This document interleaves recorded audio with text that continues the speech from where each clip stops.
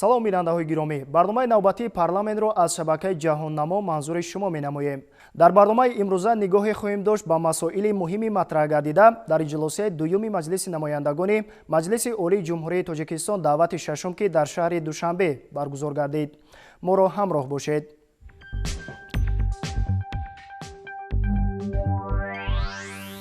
дар ҷаласа ки таҳти раёсати раиси маҷлиси намояндагон Маҳмадтоир Зокирзода доир гардид, вакилони маҷлиси намояндагон ду лоиҳаи қонуни Ҷумҳурии Тоҷикистон, яъне лоиҳаи қонуни Ҷумҳурии Тоҷикистон дар бораи буҷети давлатии Ҷумҳурии Тоҷикистон барои соли 2021 ва дурнамои нишондиҳандаҳои буҷети давлатӣ барои солҳои 2022-2023 ва лоиҳаи барномаи қарзии берунаи давлатии Ҷумҳурии Тоҷикистон барои соли 2021 ва дурнамои нишондиҳандаҳои он барои солҳои 2022-2023ро мавриди таҳлилу баррасӣ қарор доданд. дар ҷаласа лоиҳаи қонуни Ҷумҳурии Тоҷикистон дар бораи буҷети давлатии Ҷумҳурии Тоҷикистон барои соли 2021 ва дурнамои нишондиҳандаҳои буҷети давлатӣ барои солҳои 2022-2023 аз ҷониби вакилон якдилона қабул гардид. лоиҳаи қонуни мазкурро вазири молияи Ҷумҳурии Тоҷикистон муаррифӣ намуд. таъкид гардид ки дар таҳияи буҷети давлатӣ пеш аз ҳама афзалиятҳое ки аз паёми асосгузори сулҳу ваҳдати миллӣ пешвои миллат президенти Ҷумҳурии Тоҷикистон муҳтарам Эмомалӣ Раҳмон ба Маҷлиси Олии Ҷумҳурии Тоҷикистон ва дастуру супоришҳо ҳангоми вохӯриҳо бармеоянд ба инобат гирифта шудааст. самтҳои ба ҳисобгирии даромади буҷети давлатӣ барои соли 2021 дар асоси санадҳои меъёрии ҳуқуқие ки воридоти андозӣ, ғайриандозӣ ва грантҳоро ба танзим медароранд ба нақша гирифта шудааст. буҷети давлатӣ ҳаммасола дар доираи нишондиҳандаҳо, ҳадаф ва афзалиятҳои асосӣ, стратегия, барномаҳои давлатии Ҷумҳурии Тоҷикистон ва рушди воқеии иқтисодиёти миллӣ ва стратегияи миллии рушди Ҷумҳурии Тоҷикистон барои давраи то соли 2030 амалӣ мегардад. бо мақсади дастгирӣ ва ҳавасманд намудани соҳибкорони ватанӣ, таъсиси ҷойҳои корӣ ва тадриҷан коҳиш додани вобастагии бозори дохилӣ аз молҳои воридотӣ дар моддаи 15 лоиҳаи қонун мисли ҳарвақта як қатор имтиёзҳои андозӣ пешбинӣ шуданд. дар лоиҳа ҷалби 300 миллион сомонӣ барои дастгирии бюҷети давлатӣ пешбинӣ шудааст ва бо ин мақсад айни ҳол ҳамкориҳо бо як қатор созмонҳои байналмилалии молиявӣ аз ҷумла бо Бонки Осиёи рушд ва Бонки ҷаҳонӣ идома дорад. дар лоиҳаи бюҷет инчунин аз худкунии маблағҳои лоиҳаҳои давлатии сармоягузорӣ дар ҳаҷми 4,8 миллиард сомонӣ аз ҷумла 2,3 миллиард сомонӣ маблағҳои қарзӣ ва 2,5 миллиард сомонӣ маблағҳои грантӣ ба нақша гирифта шудааст. дар идома таъкид гардид ки нишондиҳандаҳои лоиҳаи буҷети давлатӣ бо роҳи баланд бардоштани маъмурикунонии андоз, васеъ намудани заминаи андозбандӣ, таъмини рушди воқеии иқтисодиёт ва ташкил намудани ҷойҳои кории нав асоснок карда шудааст. дар раванди таҳияи буҷети давлатии Ҷумҳурии Тоҷикистон барои соли 2021 маҷмӯи маҳсулоти дохилӣ аз рӯи афзоиши воқеӣ ба андозаи 7,6% ба маблағи 92,6 миллиард сомонӣ, индекси дефлятори маҷмӯи маҳсулоти дохилӣ 3,1% ва меъёри таваррум 6,9% муайян карда шудааст.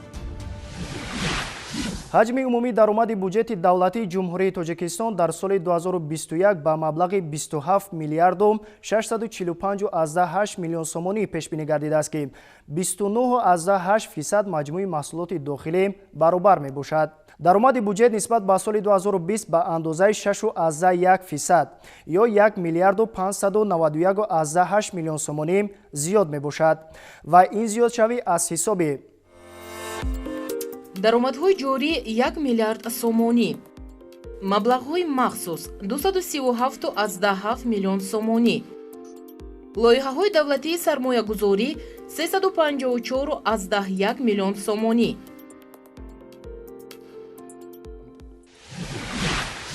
таҳлил ва омӯзишҳои лоиҳаи буҷети давлатӣ собит намуд, ки дар баъзе моддаи лоиҳаи қонуни мазкур нисбат ба буҷети давлатии соли сипаригашта ки хусусиятҳои хоси худ доранд тағйиру иловаҳо ворид карда шудааст.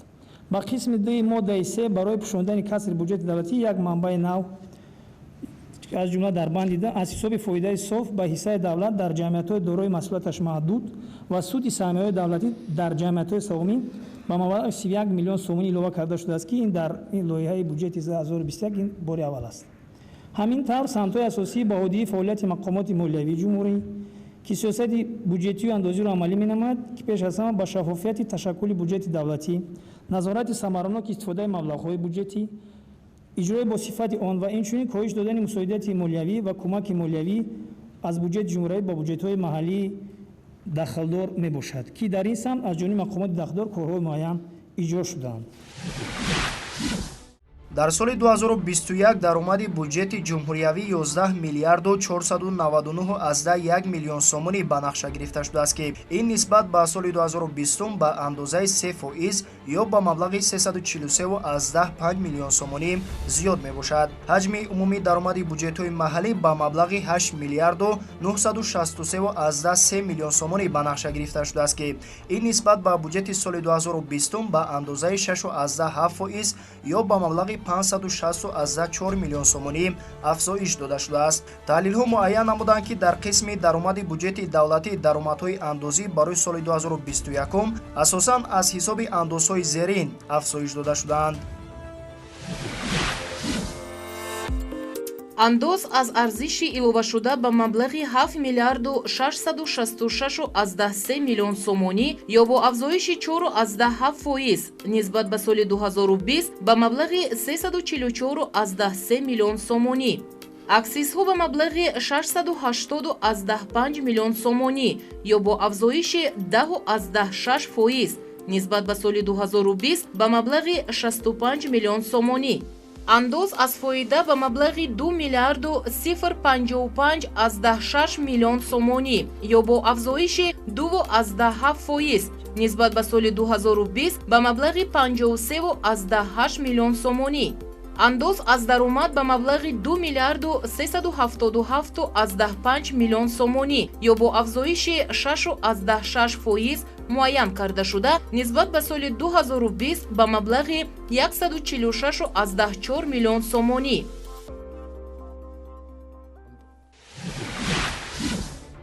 даромадҳои ғайриандозӣ ба буҷети давлатӣ барои соли 2021 ба маблағи 1 миллиарду 398 миллион сомонӣ пешбинӣ карда шудааст, ки нисбат ба соли 2020 ба маблағи 110 миллион сомонӣ ё 8,5% зиёд мебошад.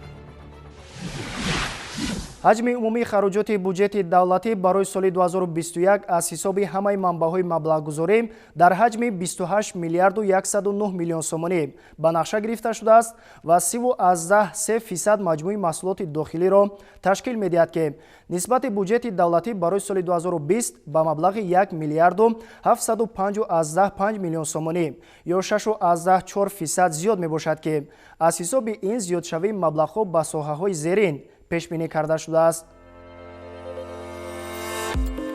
ба соҳаҳои иҷтимоӣ 1 миллиарду 434 миллион сомонӣ, ба соҳаҳои воқеии иқтисодиёт 166,3 миллион сомонӣ, ба дигар соҳаҳо 818,7 миллион сомонӣ. ҳаҷми хароҷоти буҷети ҷумҳуриявӣ дар соли 2021 ба 11 миллиарду 947,2 миллион сомонӣ баробар гардида нисбат ба соли 2020 452 миллион сомонӣ 3,9% зиёд мебошад. қисми хароҷоти буҷетҳои маҳаллӣ дар соли 2021 ба маблағи 8 миллиарду 266,6 миллион сомонӣ муайян карда шудааст, ки нисбати соли 2020 ба маблағи 919,5 миллион сомонӣ 12,6% афзоиш ёфтааст. дар лоиҳаи буҷети давлатӣ ба маблағгузории соҳаҳои иҷтимоӣ афзалият дода шудааст, яъне ҳаҷми умумии хароҷоти соҳаҳои иҷтимоӣ дар соли 2021 ба 13 миллиарду 164,2 миллион сомонӣ баробар буда, нисбат ба буҷети соли 2020 1 миллиарду 434 миллион сомонӣ ё ин ки 12,2% афзоиш ёфта 46,6% ҳаҷми умумии хароҷоти буҷети давлатиро ташкил медиҳад. ҳаҷми умумии хароҷоти соҳаи маориф ба маблағи 5 миллиарду 597,1 миллион сомонӣ пешбинӣ карда шудааст, ки нисбат ба соли 2020 592,3 миллион сомонӣ ё ин ки 11,8% афзоиш ёфта 19,9% ҳаҷми умумии хароҷоти буҷети давлатиро ташкил медиҳад.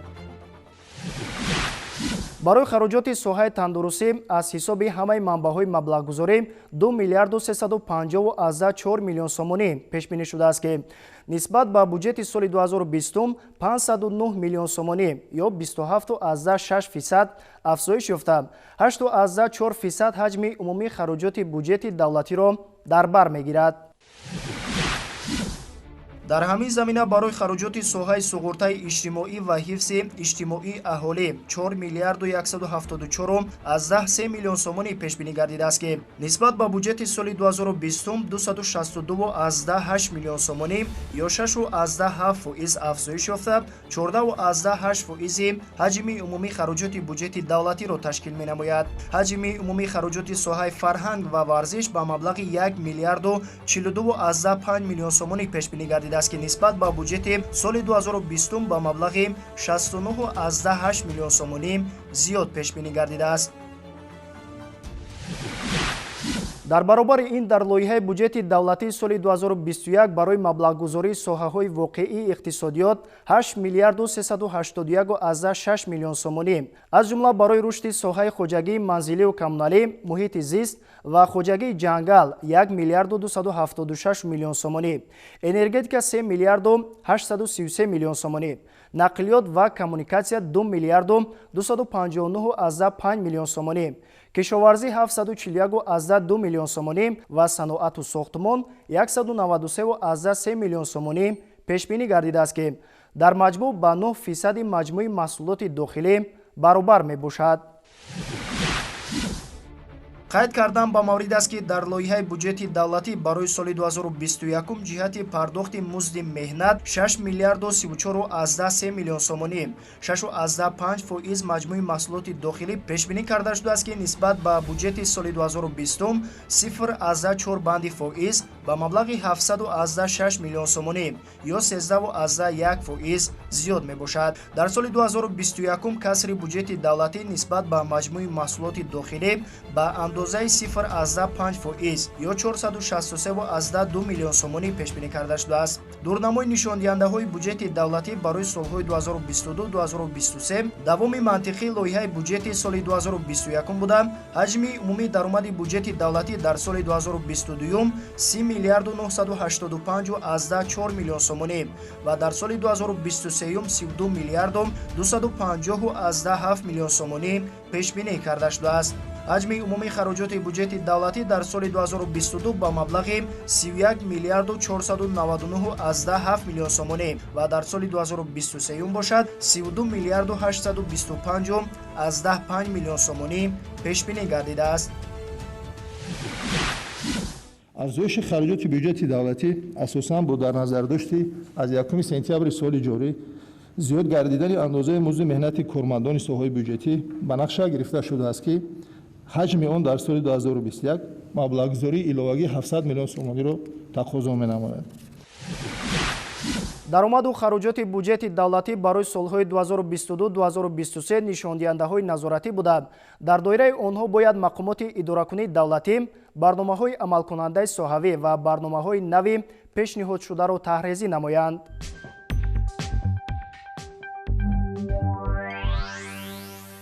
вакилони маҷлиси намояндагони маҷлиси олии ҷумҳурии Точикистон дар идомаи ҷаласа ҳамчунин лоиҳаи барномаи қарзгирии берунаи давлатии ҷумҳурии Точикистон барои соли 2021 ва дурнамои нишондиҳандаҳои он барои солҳои 2022-2023-ро мавриди баррасии ҳамаҷониба қарор доданд.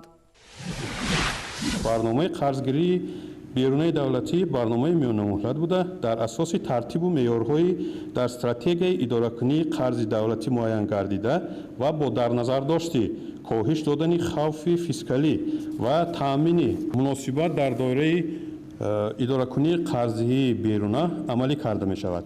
дар маҷмӯъ ҷалби сармояи хориҷӣ барои татбиқи лоиҳаҳое ки дар боло зикр гардида барои рушди мӯътадили иқтисодиёти ҷумҳурии Тоҷикистон мусоидат хоҳад кард. طی سالهای آخر با سعی و کوشش پیوسته حکومت جمهوری تاجیکستان برای تجدید ساختار قرض اینچنین رشد استوار اقتصادیات مملکت و از قرض بیرونه در کشور بهتر گردیده در آخر 5 سازشنامه نوی قرضی را نیز به امضا رسانده شده است. ба ҳолати 1 октябри соли 2020 ҳаҷми умумии қарзи давлатии ҷумҳурии Тоҷикистон 3 миллиарду 712 миллион доллари амрикоиро ташкил медиҳад, ки он ба 43.3% маҷмӯи маҳсулоти дохилии кишвар баробар мебошад. дар сохтори нишондиҳандаи мазкур 3 миллиарду 163 миллион доллари амрикоӣ ё баробар ба 36.9% маҷмӯи маҳсулоти дохилӣ, қарзи берунаи давлатӣ ба 548 миллион доллари амрикоӣ ё 6.4% маҷмӯи маҳсулоти дохилӣ, ин қарзи дохила ба ҳисоб меравад. таҳлилу баррасии ҳама санадҳои меъёрӣ ва ҳуқуқӣ аз ҷониби вакилони мардумӣ, албатта фарогирии манфиатҳои давлат ва мардуми шарифи Тоҷикистон буда дар роҳи рушди соҳаҳои иқтисодиву иҷтимоӣ ва сиёсии кишварамон заминаҳои мусоид фароҳам меоранд. поёни барномаи парламент ва оғози намоишҳои дигар аз шабакаи ҷаҳон намо аст. бо мо бимонед.